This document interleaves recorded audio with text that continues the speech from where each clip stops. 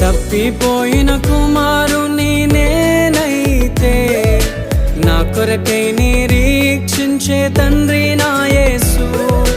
తప్పిపోయిన కుమారుని నేనైతే నా కొరకై నిరీక్షించే తండ్రి నా